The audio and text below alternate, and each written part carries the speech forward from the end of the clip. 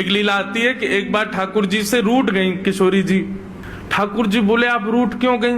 बोले ये नीली नीली मणि आप जो पहन करके आए हो, इसमें एक गोपी का चित्र दिखाई दे रहा है मुझको। ये कौन है? हमसे हूँ रूप गुण सुंदर, ये तो हमसे भी ज्यादा सुंदर है। इसके नेत्र तो देखो कितने प्यारे नेत्र हैं इसके। ठाकुर जी की मणि देख करके श्री जी कह रही हैं, इसकी मुस्कान तो देखो, पता नहीं कहां से तुम्हारे चक्कर में पड़ गई काले कलूटे, ये देखो कितनी प्यारी है। कौन है ये? इसके बारे में मुझे बताओ। मान करके रूठ करके बैठ गई। इतने में ललिता जी आई, किशोरी जी की सखी।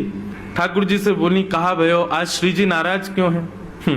ठाकुर जी मुस्कुरा के बोले हम एक मणि पहन करके आए हैं, उस मणि में राधा रानी को अपना ही प्रतिबिंब दिख रहा है, और अपनी प्रतिबिंब को देख के करें जे कौन है?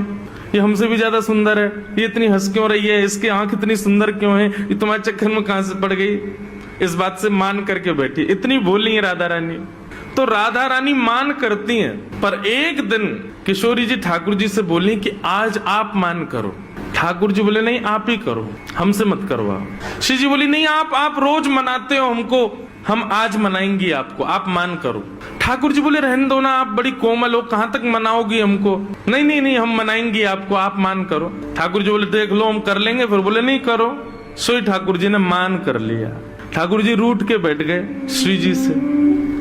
अब श्री जी ठाकुर जी को मना रहे हैं।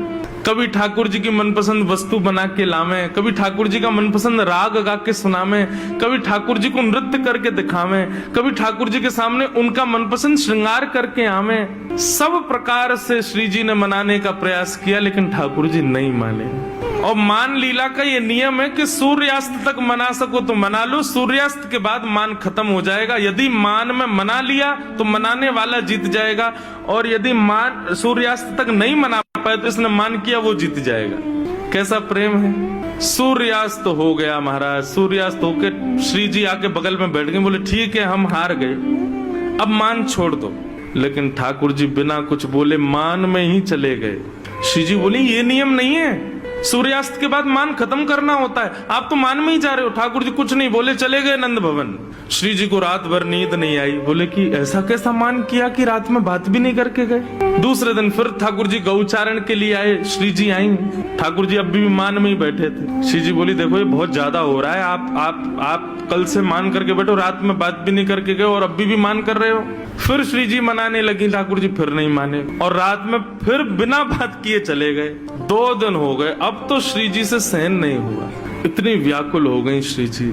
कल तीसरा दिन है, कल अंतिम प्रयास करूंगी, यदि नहीं माने तो मैं यमुना जी में जल समाधि ले लूंगी।